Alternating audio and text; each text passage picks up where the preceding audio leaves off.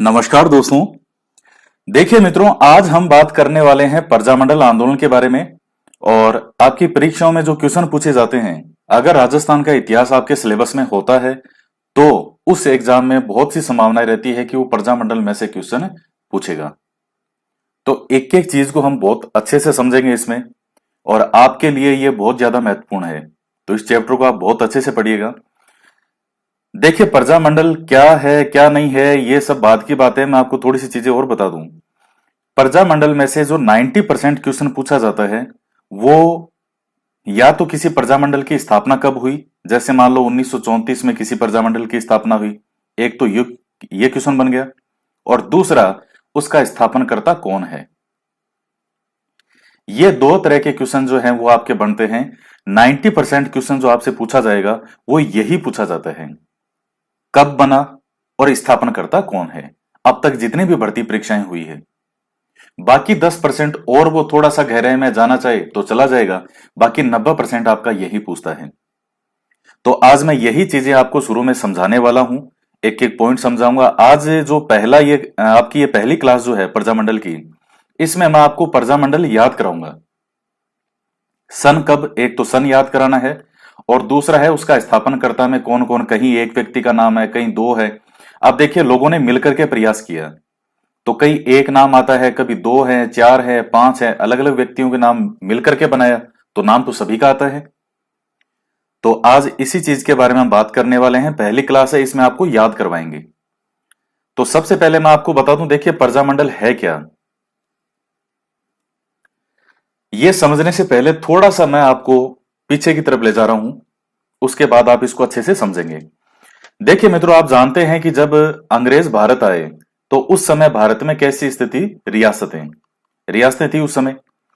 अंग्रेजों ने आने के बाद में धीरे धीरे ये बंगाल आप देख रहे हैं, तो प्लासी के युद्ध से अंग्रेजों ने ये बंगाल, जो उस वक्त बंगाल किसको कहते थे, ये पूरा बांग्लादेश, ये वेस्ट बंगाल, ये पूरा इस प्रकार से, ये इस प्रकार से जो एक पूरा पार्ट होता था, पूरा पार्ट, इसको हम उस समय कहते थे बंगाल। तो अंग्रेजों ने 1757 में प्लासी के युद्ध से जो है बंगाल पर अधिकार कर लिया, और यहां से अब उन्होंने इस बंगाल को आधार बना करके और पूरे भारत पर आगे से आगे बढ़ते गए और पूरे भारत को विजित कर लिया। अब अंग्रेजों ने देखिए क्या किया, जहां अंग्रेजों को खूब सामान मिल रहा है, खूब धन दाने से भरपूर क्षेत्र, वो अंग्रेजों ने अधिकतर अपने अंडर में ले लिए। और अपनी सुविधा के लिए अंग्रेजों ने भारत को तीन प्रेसिडेंसी, यानी तीन भागों में मुख्य रूप से डिवाइड कर दिया था। एक तो हम कहते थे बंबई प्रेसिडेंसी, इस प्रकार से ये आता था, ये बंबई प्रेसिडेंसी में, इस प्रकार से बंबई वाला पूरा बंबई प्रेसिडेंसी कहते थे। एक मद्रास प्रेसिडेंसी कहते थे यूं, और एक थी बंगाल प्रेसिडेंसी। फिर ये यूपी, ये कई प्रांत करके, जैसे 11 प्रांत वहां डायरेक्ट अंग्रेज शासन करते थे। ये पंजाब प्रांत हो गया, मध्य प्रांत हो गया, इस प्रकार से अंग्रेज डायरेक्ट शासन किया करते थे। पाकिस्तान भी उस समय भारत का ही पार्ट है ये सारा, ये तो बाद में 1947 में अलग होगा। तो इतने बड़े विशाल भूभाग पे अंग्रेज शासन करते थे। लगभग 55 से 60%, मेरी बातों को ध्यान से सुनिएगा, लगभग 55 से 60% भाग जो है वहां अंग्रेजों का डायरेक्ट शासन था, जिसमें ये बंगाल प्रेसिडेंसी, मद्रास प्रेसिडेंसी और ये बंबई प्रेसिडेंसी, और बाकी इसके अलावा जैसे ये पंजाब प्रांत, ये इधर उधर आप देख रहे हैं, ये कई चीजें मिला करके इस प्रकार से। और बाकी के 45 से 50% पर क्या थी, देसी रियासतें। और कितनी देसी रियासतें थी उस समय, 565। आप समझ सकते हैं कि 55-60% पार्ट को छोड़ करके, और उस वक्त 565 देसी रियासतें थी। और इस पे तीन रियासतों ने हस्ताक्षर किए नहीं थे, आप जानते हैं। बाद में उन्होंने, जैसे ये जूनागढ़ है, कश्मीर है, हैदराबाद है, तो ये भारत में नहीं मिलना चाहते थे पहले, तब कई जगह 562 लिखा आ जाता है। कुल रियासतें थी 565, और उन 565 रियासतों में हमारे राजस्थान के अंदर 19 रियासतें हैं। जब मैं आपको राजस्थान का एकीकरण पढ़ाऊंगा तो एकीकरण में आपको समझाऊंगा कि उस समय राजस्थान में 19 रियासतें थी। जब राजस्थान का एकीकरण शुरू होता है, 19 रियासतें, एक जो है वो था केंद्र शासित प्रदेश अजमेर मेरवाड़ा, और तीन थे ठिकाने। तो 19 रियासतें तो हमारे अकेले राजस्थान में ही थी। तो फिर आप देख लीजिए कि कितनी छोटी छोटी रियासतें, हर थोड़ी थोड़ी दूर में एक एक रियासत थी। और रियासत का मतलब है अपने आप में देश या पूरा भारत। वैसे उस टाइम ये तो अंग्रेजों ने इसको एक के रूप में वैसे कर रखा है शासन करने के लिए, अपनी सुविधा के लिए। तो जहां अंग्रेजों का डायरेक्ट शासन था, वहां उनकी व्यवस्था थी कि उनके गवर्नर जनरल, फिर ये जो गवर्नर हैं, इस प्रकार से इनके माध्यम से शासन करते थे। और देसी रियासतों से ये खिराज वसूल करते थे, पैसे। जैसे मैंने आपको किसान आंदोलन में समझाया था कि सालाना इतने रुपए दे देना, और वहां एक सावधानी के लिए एजीजी बिठा देते थे, और वो पीए बिठा देता था आगे से आगे। इस प्रकार से इनका काम है चल रहा था। तो कांग्रेस के जो भी आंदोलन वगैरह होते हैं, आप कांग्रेस के देखते हैं तो कि महात्मा गांधी ने ये आंदोलन किए। उससे पहले कांग्रेस की 1885 में जब स्थापना होगी, उसके बाद से जो भी आंदोलन वगैरह हुए, तो वो ज्यादातर जो अंग्रेजी शासित प्रदेश हैं, जहां डायरेक्ट अंग्रेजों का शासन था, वहां आपको मिलेंगे। जैसे आपको बिहार मिल जाएगा, यूपी मिल जाएगा, गुजरात मिल जाएगा, महाराष्ट्र मिल जाएगा, कि कांग्रेस के सम्मेलन कहां कहां हुए। तो इधर भरपूर है, खूब मिलेंगे, इधर मिल जाएंगे, इधर मिल जाएंगे, इधर मिल जाएंगे। लेकिन राजस्थान में नहीं, बहुत कम। तो ये इसका कारण क्या है? इसका कारण था कि देसी रियासतों का अपना एक अलग ही सिस्टम था। अंग्रेजों का अधिकार था इन पे, लेकिन ये सब अपने आप में एक देश हैं। ये जैसे आज आप एक भारत देश जानते हो, उस तरह से ये सब अपने आप में देश थे। यानी उस समय 565 देश थे भारत में। और ये भी इस भारत के लगभग 55% भाग को छोड़ करके मैं बता रहा हूं, 565 रियासतें। बाकी लगभग 55% भाग पे तो किसका शासन था? अंग्रेजों का डायरेक्ट शासन करते थे ये। तो इस प्रकार से इनका शासन चलता रहा। अब जो रियासतें हैं, और अब देखिए यहां एक पढ़ा लिखा मध्यम वर्ग भी निकला। हमारे हर जगह एक, जैसे जयनारायण व्यास है, भोगीलाल पांड्यार, ये कई एक मध्यम वर्ग निकले जो कि क्या थे, जिन्होंने पढ़ाई कर रखी थी, पढ़े लिखे लोग थे, जो दुनिया से परिचित थे कि बाहर दुनिया में क्या चल रहा है। तो ये यहां अपनी रियासतों में ये प्रयास कर रहे थे। उधर देखिए कांग्रेस अलग प्रयास कर रही थी अपना, कि साहब अंग्रेज यहां से जाएं। और इधर रियासतों के अंदर जो नेता हैं, हमारे स्थानीय नेता थे अलग अलग रियासतों में, वो ये प्रयास कर रहे थे कि यहाँ के जो भी राजा वगैरह हैं, वो अपने शासन में हमारी भी भागीदारी करें।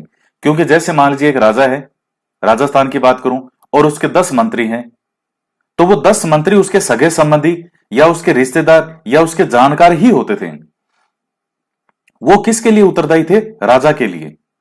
जनता का इन मंत्रियों से कोई लेना देना नहीं था। जैसे आज लोकतंत्र में है तो ये सब उत्तरदायी होते हैं जनता के लिए, लोकतांत्रिक सरकार। लेकिन उस समय ऐसा नहीं था।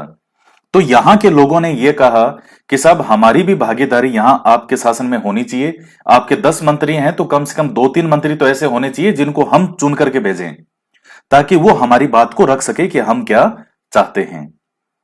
तो प्रजामंडल, प्रजा, प्रजा मतलब जनता, जनता का मंडल, यानी प्रजामंडल क्या था? रियासतों के अंदर उत्तरदायी शासन की स्थापना करने के लिए। उत्तरदायी शासन से मतलब है ज्यादा से ज्यादा जनता की भागीदारी हो शासन में, नीति निर्माण में, उसको एग्जीक्यूट करने में। तो ज्यादा से ज्यादा उसकी भागीदारी के लिए ये प्रजामंडल आंदोलन चलाए गए थे। तो आप देखेंगे कि 1938 से पहले कुछ एक ही हैं, 4-5 ही मिलेंगे। लेकिन उसके बाद 1938 में कांग्रेस का हरिपुरा अधिवेशन होता है। हरिपुरा कहां पड़ेगा? गुजरात में। ध्यान रखना इस बात को, हरिपुरा है गुजरात में। 1938 में कांग्रेस का हरिपुरा में अधिवेशन हुआ, जिसकी अध्यक्षता की थी सुभाष चंद्र बोस। और इस अधिवेशन में कांग्रेस के द्वारा यह पहली बार खुल्लम खुल्ला डिसीजन लिया गया कि जो प्रजामंडल है, वहां के स्थानीय नेता उत्तरदायी शासन की मांग उठाएं। हालांकि मांग उससे पहले 1927 में प्रयास पहले से ही शुरू हो चुके थे, लेकिन खुल्लम खुल्ला कांग्रेस ने समर्थन अब दिया था। क्योंकि कांग्रेस भी चाहती थी कि हमें आगे जब हम आंदोलन करेंगे तो हमें जनता की जरूरत पड़ेगी। आप जानते हैं 1942 में भारत छोड़ो आंदोलन है। तो कांग्रेस चाहती थी कि पूरे भारत से हमें समर्थन प्राप्त हो, ना कि केवल अंग्रेज शासित प्रदेशों से। तो वो चाहते थे कि लोगों पर हमारा जो, चूंकि लोग तो महात्मा गांधी के बारे में नाम तो सुनते ही थे, जानते ही थे, गांधी जी के लोग सब जानते थे इनको। तो ये कांग्रेस चाहती थी कि यहां की जो रियासतें हैं, उनमें कांग्रेस के जो हैं वो थोड़ी कांग्रेस की बढ़े, और लोग जो है वो भी इस चीज को महत्व दे कि हाँ कांग्रेस हमारे साथ है। और भविष्य में लोग सहायता करें कांग्रेस की, अंग्रेजों को इस देश से बाहर निकालने के लिए। तब यहां पर 1938 में हरिपुरा अधिवेशन के अंदर स्थानीय रियासतों में जो रियासतें थी उनमें स्थानीय नेताओं को यह कहा गया कि जो जो स्थानीय नेता हैं वो अपने स्तर पर प्रजामंडलों की स्थापना करें और वहां के जो शासक हैं उन पर दबाव बनाए कि साहब आप अपने उत्तरदायी शासन के अंदर उत्तरदायी शासन लाया जाए, हमारी ज्यादा से ज्यादा भागीदारी हो आपके शासन में। तब आप देखेंगे कि 1938 से प्रजामंडलों की राजस्थान में बाढ़ सी आ जाती है। उससे पहले दो चार ही थे, लेकिन 1938 में साहब फिर ये कांग्रेस का सपोर्ट होने के बाद में धड़ाधड़ जो है ये बनने लगे। और फिर आप तो 38 मेयर, फिर 44 मेयर, 45 मेयर, फिर तो ये 46 मेयर लगातार बढ़ते गए। तो अब आप समझ गए इस चीज को। अब मैं आगे जो है आपको ये चीजें याद करवा रहा हूं। अब देखिएगा, सबसे पहले मैं आपको प्रजामंडल के सन याद करवा रहा हूं। आपके दिमाग में ये चीजें तो होनी चाहिए कि उस समय कौन कौन सी रियासत थी और कौन कौन से जिले हैं, किसका कहां है, ये तो आपको याद होना ही चाहिए। और उस समय देखिएगा प्रजामंडलों की जब स्थापना होगी तो राजस्थान में 19 रियासतें हैं और 3 ठिकाने हैं। क्योंकि प्रजामंडल जब होंगे तो प्रजामंडल के बाद में फिर आप पढ़ेंगे राजस्थान का एकीकरण। तो 19 रियासतें और 3 क्या थे? ठिकाने। ठिकाने कौन कौन से थे? देखिए, अंग्रेजों ने ठिकाने थे क्या, ना तो ये रियासतों जीते बड़े थे, लेकिन अंग्रेजों ने अलग से इनको रियासत के रूप में मान्यता दे रखी थी। ये थे छोटे छोटे, तो इनको ठिकाना कहा जाता था, लेकिन अंग्रेजों ने इनको पूरी तरह से स्वतंत्र कर रखा था रियासतों के दबाव से बाहर।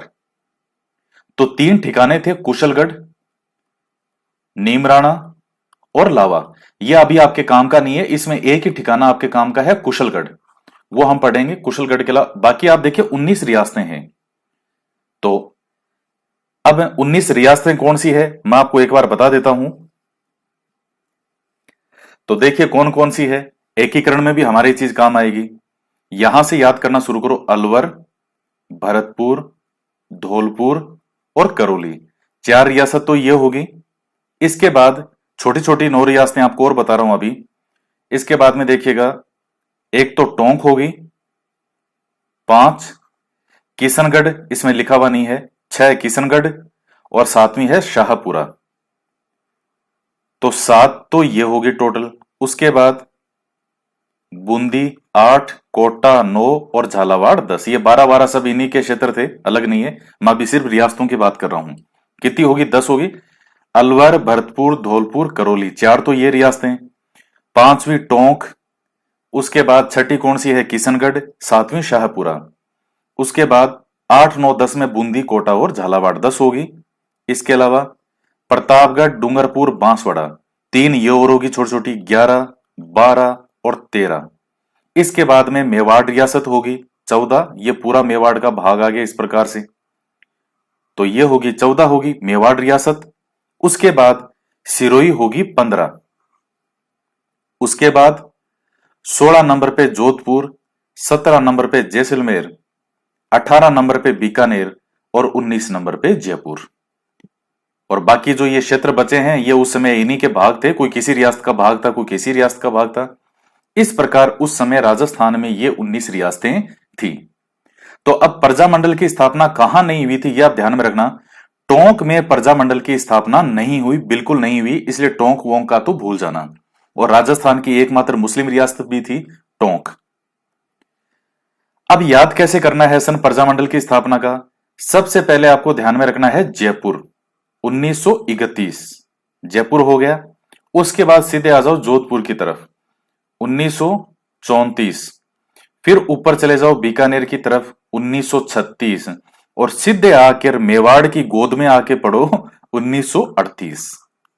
याद करो 31। आपको मैं दिमाग में रखना है, ये चीज दिमाग में चलनी है, रट्टे नहीं लगाने। बस 31, 34, 36, 38 ये याद रखने में कोई समस्या थोड़ी है।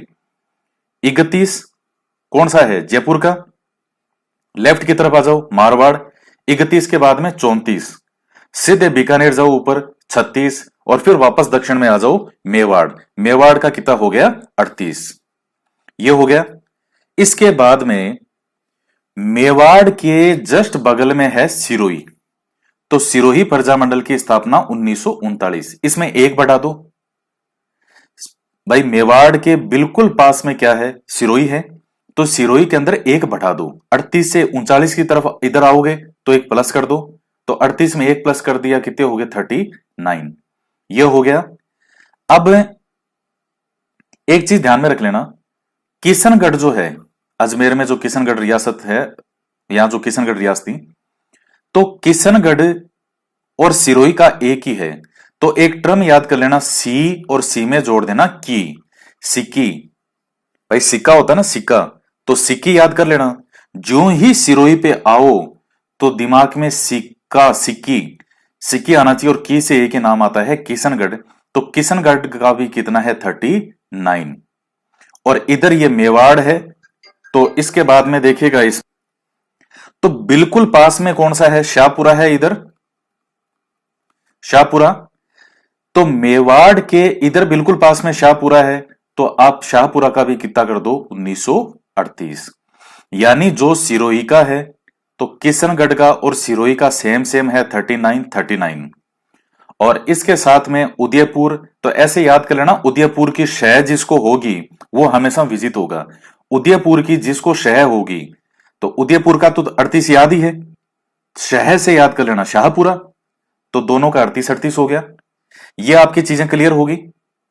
फिर से देखेगा, 31, 31 से लेफ्ट में आ जाओ 34, 34 के ऊपर चले जाओ 36, और सीधा दक्षिण में आ जाओ मेवाड़ की तरफ 38, 38 के बगल में सिरोही है, एक प्लस कर दो 39।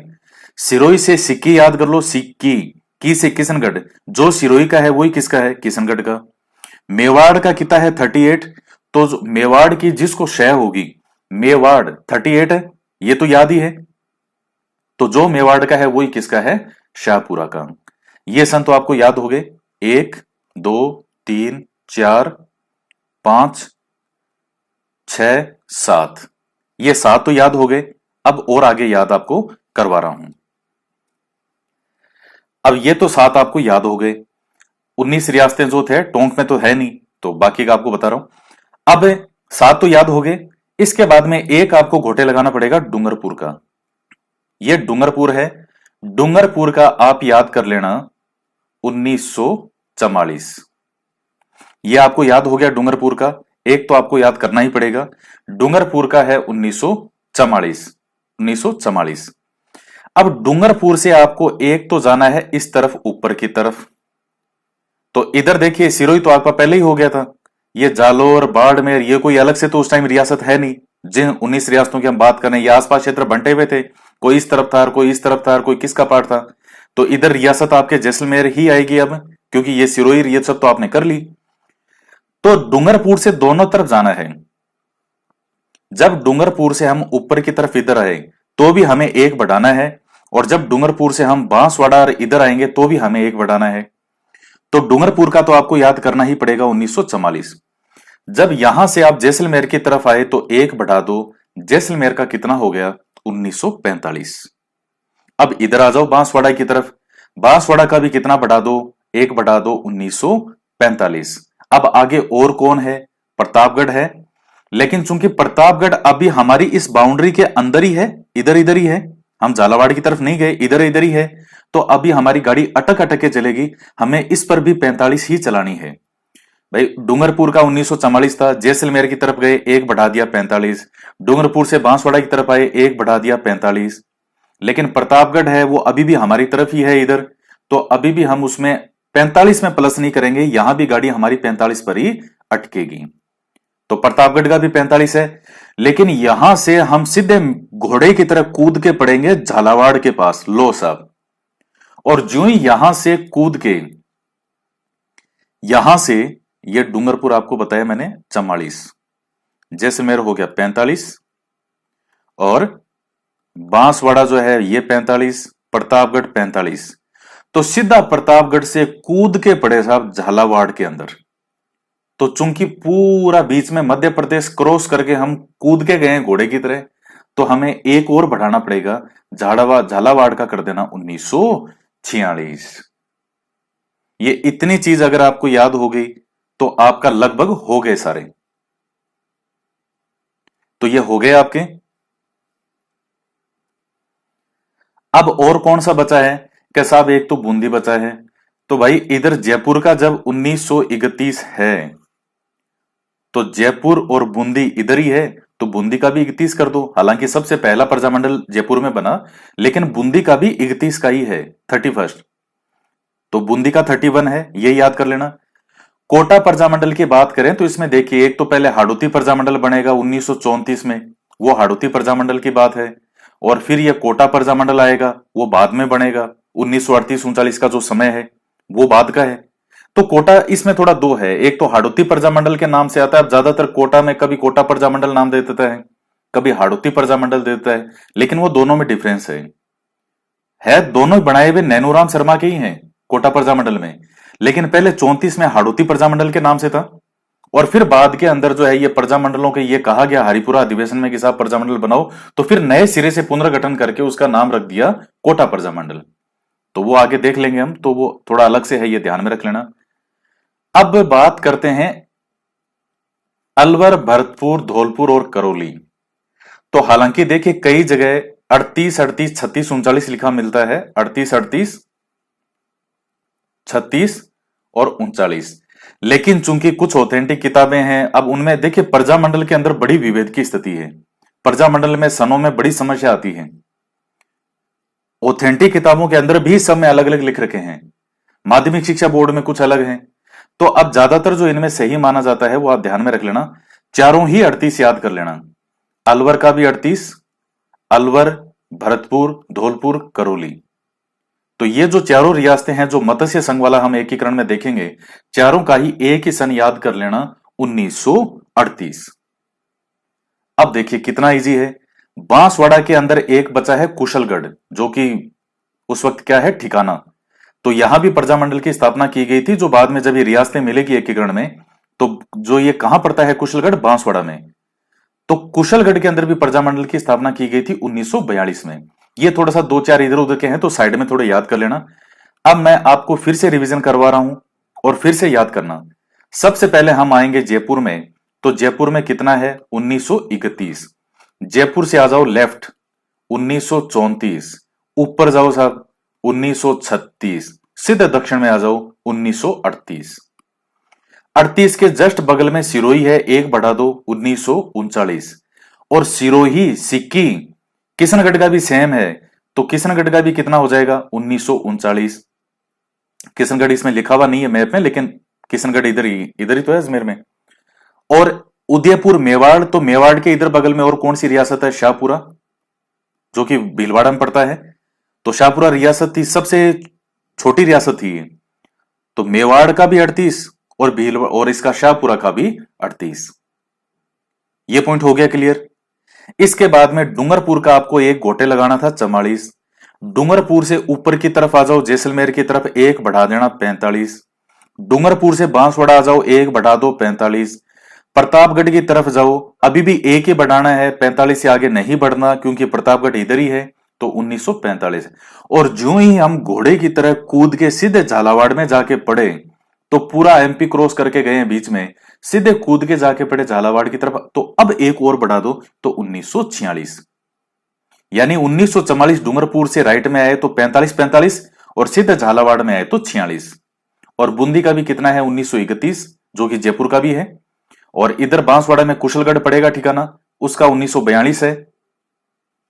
और ये एबीसीडी, जो अलवर, भरतपुर और करौली और धौलपुर, एबीसीडी के नाम से याद कर सकते हो, ए बी, करौली से सी और धौलपुर से डी। तो इन चारों रियासतों का याद कर लेना, 1938। और हाड़ौती कोटा वाला का मैंने आपको बता दिया, पहले 34 में होगी, फिर बाद में 38 39 का समय है, ये चीज है। अब देखिएगा, मैं नाम याद करवाने की आपको कोशिश कर रहा हूं अब, ताकि आपको नाम याद हो जाए मेन मेन। तो याद करने के परिप्रेक्ष्य से आपकी कोई शॉर्ट ट्रिक अगर आपने बना रखी है, तो आप आराम से अपनी ट्रिक से याद करो, कोई दिक्कत नहीं है।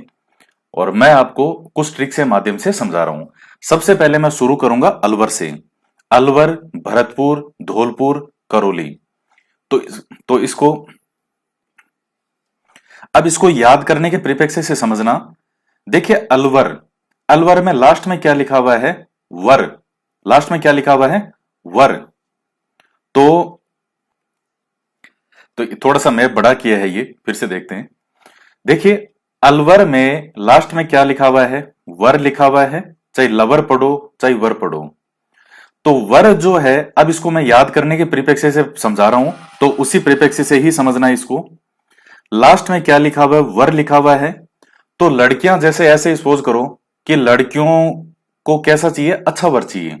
भाई वर सभी को ही अच्छा चाहिए, वर माने पति। तो वर किसकी कृपा से अच्छा मिलेगा? हरि की कृपा से। हरि माने भगवान, तो हरि जी माने विष्णु, मतलब हरे, आप जो भी समझे याद करें, याद करने के लिए बता रहा हूं आपको। यानी हरि की कृपा से, हालांकि वैसे तो लड़कियां शिव जी का व्रत करती है, कैसा पति बहुत अच्छा मिलेगा। वो तो फिर मिलता है जैसा मिलता है, जो लिखा होता है वो मिलता है। ये यहां ही देखिएगा लास्ट में क्या लिखा है? वर। तो वर किसकी कृपा से अच्छा मिलता है? हरि की कृपा से। तो जहां भी वर नाम आए, किसकी कृपा से? किसकी कृपा से वर? हरि की कृपा से। हरि नारायण शर्मा। सबसे पहला है अलवर प्रजामंडल। अलवर प्रजामंडल का कौन हो जाएगा? हरि नारायण शर्मा। तो फिर वर किसको अच्छा चाहिए? किसको चाहिए? तो जैसे हम सामान्य कहते हैं कि लड़कियों को अच्छा वर चाहिए, यहां हम लड़कियां टर्म यूज नहीं करके हम टर्म यूज कर लेंगे गोपियां। गोपियां तो आप जानते हैं भगवान कृष्ण के समय गोपियों का नाम आता है।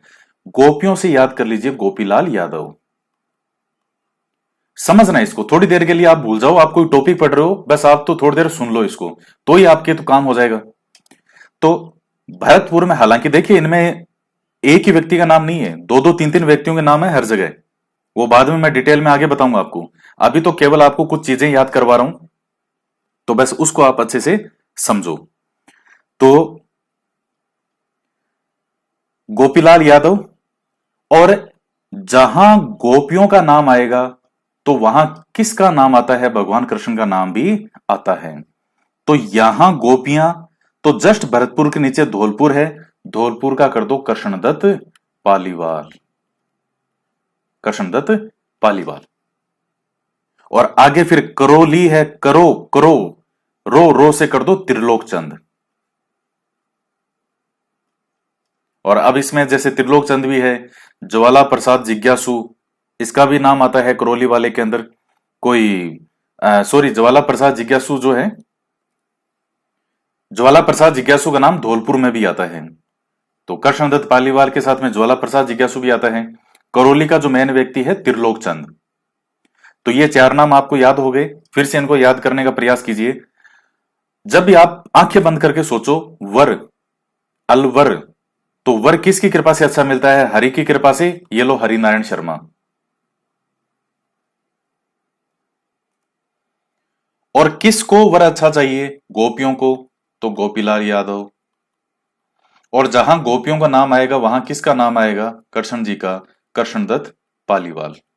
और करो रो से तिरो याद कर लेना, त्रिलोक चंद। ये तो चार आपके क्लियर हो गए।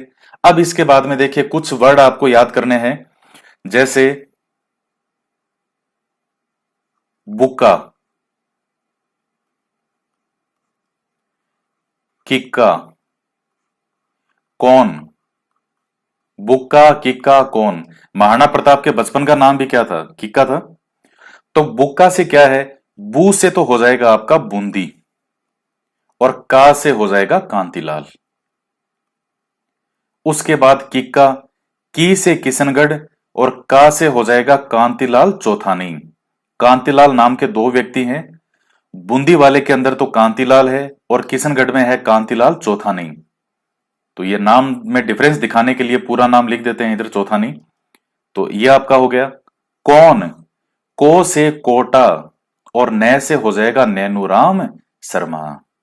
हो गया आपका अलवर, भरतपुर, धौलपुर, करौली हो गया। बुक्का, बू से बूंदी, का से कांतिलाल। किक्का, की से किशनगढ़, का से कांतिलाल चौथानी। कौन, को से कौन है? कोटा, और न से नैनूराम शर्मा। अब हम बात करते हैं डूंगरपुर के बारे में। तो डूंगरपुर में तो बहुत फेमस है, बागड़ के गांधी के नाम से प्रसिद्ध है। कुछ लोग तो इतने फेमस है कि उनमें आपको ट्रिक की जरूरत ही नहीं है। बागड़ का गांधी किसको कहते हैं? भोगीलाल पांड्या को। तो डूंगरपुर प्रजामंडल का कौन हो जाएगा? भोगीलाल पांड्या। उदयपुर का, मेवाड़ की बात करें तो मेवाड़ में बहुत लोकप्रिय व्यक्ति हैं माणिक्यलाल वर्मा। फिर ये बलवंत सिंह मेहता और वो आगे दूसरे आएंगे जो अध्यक्ष वगैरह बनते हैं। लेकिन किसके प्रयासों से गठित हुआ? तो माणिक्यलाल वर्मा है मेवाड़ प्रजा मंडल। आपने किसान आंदोलन में देखा ही है, माणिक्यलाल वर्मा जी का नाम आता है लास्ट तक। 1927 के बाद बिजोलिया किसान आंदोलन में बहुत महत्वपूर्ण भूमिका रही थी इनकी। तो इधर का माणिक्यलाल वर्मा है। और ये जोधपुर है मारवाड़ का। तो इधर देखिए जैसे ये अभ्यमल जैन है, जयनारायण व्यास, ये कई लोगों के नाम आएंगे। तो ये मारवाड़ के फेमस थे। इसके बाद में बीकानेर की बात करें तो बीकानेर में देखिए बारिश कम होती है। याद करने के लिए आपको बता रहा हूं, बारिश कम होती है। तो लोग क्या है, हमेशा ऊपर किसको देखते रहते हैं? मेघों को देखते रहते हैं। मेघ माने बादल। तो यहां का कौन था? वेद मगाराम। ये हो जाएगा आपका। अब जैसलमेर का, तो जैसलमेर का है मीठालाल व्यास।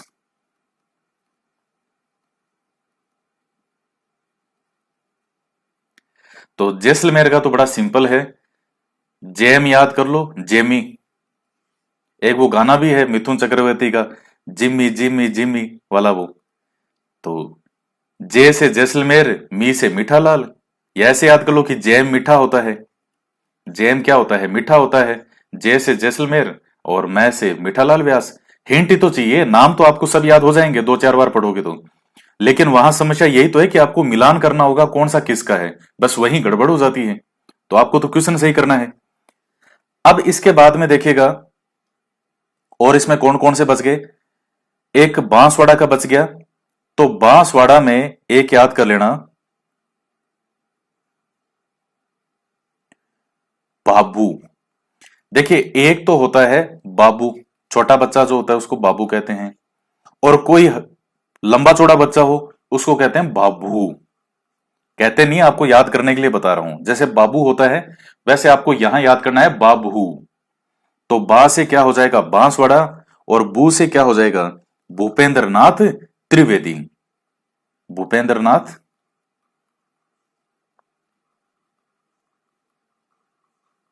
त्रिवेदी। ये हो गया बांसवाड़ा का। अब यहां एक कुशलगढ़ और है। कुशलगढ़ का याद कर लेना, कुंभ। कुशलगढ़, कु से क्या हो जाएगा? कुशलगढ़। और भय, कुंभ, कुंभ का मेला लगता है जो। कु से कुशलगढ़ और भय से हो जाएगा भंवरलाल निगम। भंवरलाल निगम। ये नाम आपको याद हो जाएंगे, हिंट ही करना होगा। बाभू, बांसवाड़ा और भूपेंद्रनाथ त्रिवेदी। कुंभ, कु से हो जाएगा कुशलगढ़ और भय से हो जाएगा भंवरलाल निगम। इसके बाद प्रतापगढ़। तो प्रतापगढ़ का कैसे याद करोगे? देखिए आप जानते हैं प्रताप नाम से याद कर लेना महाराणा प्रताप। तो क्या प्रताप ने कभी मुगलों की अधीनता स्वीकार की थी? नहीं की। क्या उनसे कभी भी वैवाहिक रिश्ते स्थापित किए? नहीं किए थे। तो यहां दो व्यक्तियों के नाम आते हैं। एक तो आता है चुन्नीलाल और दूसरा आता है अमृतलाल। ये दो व्यक्तियों के नाम महत्वपूर्ण है। तो कैसे याद करोगे? प्रताप ने हमेशा अपनी चुन्नी की रक्षा की। चुन्नी से मतलब जैसे आप दुपट्टे से ले सकते हो, महिलाओं का दुपट्टा होता है। तो एक सम्मान का प्रतीक माना जाता है, इज्जत का प्रतीक माना जाता है दुपट्टा। जैसे आदमी के साफा होता है पगड़ी, वो सम्मान का प्रतीक है। तो दुपट्टा, और उसको लड़कियां क्या कहती है? क्या कहती है? चुन्नी। तो चूंकि महाराणा प्रताप ने इनसे जो है ये वैवाहिक रिश्ते स्थापित नहीं किए, तो आप याद कर सकते हो कि प्रताप ने हमेशा अपनी चुन्नी की रक्षा की। क्यों? क्योंकि उन्होंने क्या पी रखा था? अमृत पी रखा था। दो चार बार ये लाइन बोलोगे कि प्रताप ने हमेशा अपनी चुन्नी की रक्षा की। क्यों? क्योंकि उन्होंने क्या पी रखा था? अमृत पी रखा था। बस इतना ही तो हिंट बहुत है। प्रताप से प्रतापगढ़, चुन्नीलाल और अमृतलाल। इसके बाद में जयपुर का देखिएगा कर्पूर चंद पाटनी। कर्पूर चंद पाटनी, ये 1931 में है। फिर इसके बाद में देखिए, बाद में चिरंजी लाल मिश्र आएंगे, फिर 38 में जमुनालाल बजाज आएंगे। तो यहां मेन तो हमें 31 वाला ध्यान में रखना है। तो वो है कर्पूर चंद पाटनी। आप जानते हैं कि जो जयपुर में एक क्या है, बड़ा सा पार्क भी है, कर्पूर चंद कुलिस स्मृति वन। ये जो गुलाब कोठारी हैं, जो राजस्थान पत्रिका है जिनका, तो उनके पिताजी का नाम क्या था? कर्पूर चंद करके था, कर्पूर चंद कुलिस करके, इस प्रकार से। तो जयपुर के अंदर पार्क बना हुआ है उनके नाम से। तो कर्पूर चंद कहां? जयपुर में। और वो क्या बना हुआ है? पार्क भी कहां बना हुआ है? कुलिस स्मृति वन के नाम से जानते हैं। तो कहां है वो? जयपुर में। तो इस तरह से इनको याद कर लेना। तो ये हो गए सारे आपके। और टोंक में तो था ही नहीं प्रजामंडल। तो ये आपके सारे कंप्लीट इसमें होते हैं। और क्वेश्चन आपका जो पूछा जाएगा वो 90% पॉसिबिलिटी यही है कि अगर प्रजामंडल में से क्वेश्चन आएगा तो जो मैंने आपको इतनी देर समझाया है इसी में से ही क्वेश्चन पूछेगा। बाकी 10% ये है कि वो थोड़ा सा अंदर डीपली पूछ सकता है, सामान्यतया नहीं पूछता। लेकिन अगर पूछेगा तो आगे हम आपको पढ़ाएंगे पूरा डिटेल में। इस वीडियो लेक्चर में तो केवल आपको याद करवाना था मुझे। एक बार रिवीजन कर लेते हैं पूरे का। तो फिर से देखिएगा। अब ये इस मैप के माध्यम से है कि आपको बिना देखे बिना आपको पता होना चाहिए। शुरुआत आपको कहां से करनी है? जयपुर से करनी है। तो कीजिए शुरुआत। अब आप बताइए मेरे साथ साथ क्या होगा। जयपुर का सबसे पहले हो जाएगा 1931। हो गया। जयपुर से आ जाओ मारवाड़ की तरफ यानी जोधपुर। कितना? 1934। 31, 34, 36 बीकानेर। और उसके बाद सीधे आपको दक्षिण की तरफ आना है चलते चलते मेवाड़ की तरफ। मेवाड़ का कितना हो गया? 1938। ये चार याद हो गए बड़े बड़े। अब 38 के जस्ट इधर बगल में क्या है? सिरोही है। सिरोही का क्या हो जाएगा? 39, 39। और सिरोही सिक्की किशनगढ़ का और सिरोही का सेम है। तो इधर से सीधा ये तीर मिला दो सिरोही से अजमेर की तरफ चलते हुए किशनगढ़ का। ये किशनगढ़ है और किशनगढ़ का भी कितना है? 39। मेवाड़ का 38 है तो मेवाड़ के पास में ही शाहपुरा है। शाहपुरा का भी कितना हो जाएगा? 38। इसके बाद में मैंने आपको याद कराया था डूंगरपुर। डूंगरपुर का आपको कितना याद कराया था? गोटे लगाने पड़ेंगे। 1944। एक याद कर लेना डूंगरपुर का। तो डूंगरपुर से इधर आ जाओ सीधे जैसलमेर की तरफ। 1945। डूंगरपुर से इधर आओ राइट की तरफ। बांसवाड़ा का 45 और प्रतापगढ़ का भी 45। सीधा कूद के गए झालावाड़ की तरफ। बॉर्डर पूरी क्रॉस कर ली। तो अब एक बढ़ाएंगे तो कितना हो जाएगा? 1946। ये क्लियर हो गया। इसके बाद इधर एक और आता है बांसवाड़ा में कुशलगढ़। तो उसका 42 है। कुशलगढ़ का जो है वो कितना है? 42 है। आप याद कर लेना, थोड़े दो चार अलग से याद करने पड़ेंगे। बाकी अलवर, भरतपुर, धौलपुर और करौली, इन चारों का कितना करना है? 1938। ये हो गया। बूंदी का भी कितना है? इधर जयपुर का 31 और बीच में टोंक के अंदर कुछ हुआ ही नहीं था। टोंक के बाद में सीधा बूंदी आ रहा है। तो जयपुर और बूंदी का सेम सेम है 1931। और उसके बाद में कोटा का मैं आपको बता चुका हूं पहले, हाड़ौती प्रजामंडल के नाम से 34 में। और फिर 38 39 के अंदर जो है कोटा प्रजामंडल के नाम से बनता है 38 39 में। तो ये हो गए सन। तो सारे आपके यही हैं सन। तो देखिए कितना सिंपल है। अब मैं नाम आपको याद करवा रहा हूं। सबसे पहले मैं नाम आपको याद करवा रहा हूं अलवर का। अब आप खुद सोचिए, अगर एग्जाम में क्वेश्चन उसने पूछा अलवर, लास्ट में वर आता है, वर किसकी कृपा से अच्छा मिलता है? हरि की कृपा से, हरिनारायण शर्मा। हो गया अलवर का हरिनारायण शर्मा। किसको वर अच्छा चाहिए? गोपियों को।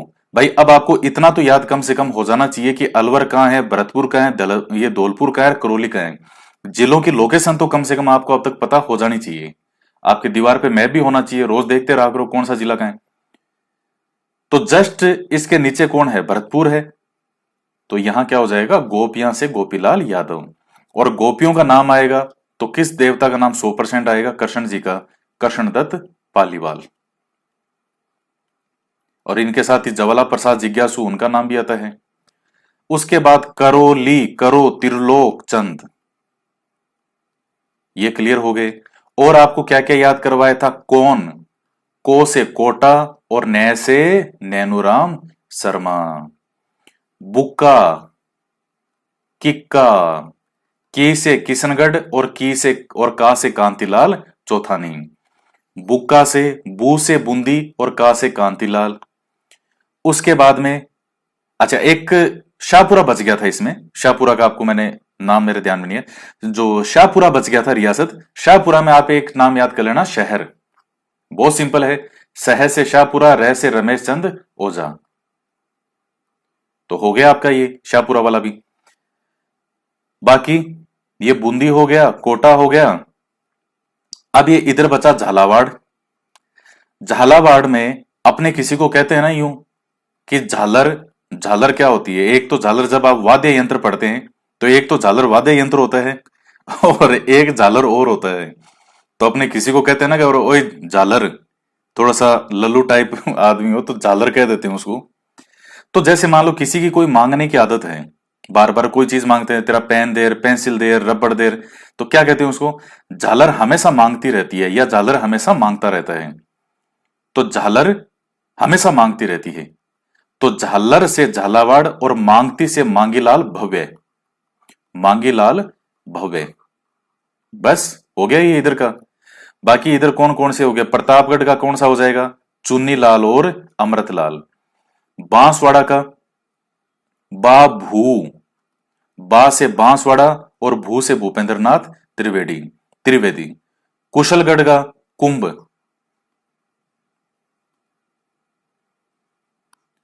कु से कुशलगढ़ और भय से भंवरलाल निगम। डूंगरपुर, डूंगरपुर का हो जाएगा भोगीलाल पांड्या। सिरोही, सिरोही का मतलब ही है गोकुल भाई भट्ट। ये तो पर्याय माने जाते थे इसका कि साहब सिरोही मतलब गोकुल भाई भट्ट। ये हो गए। जैसलमेर का जैम मीठा मीठा होता है, मीठालाल व्यास। बीकानेर में बारिश नहीं होती, लोग किसको देखते हैं? वेद मग्गाराम।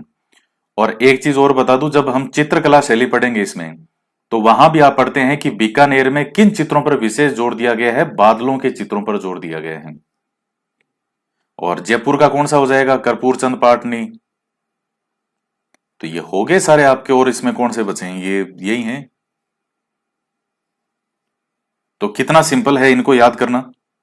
2 बार 4 बार मैप के माध्यम से लिख लिख के याद करो, जैसा मैंने बताया।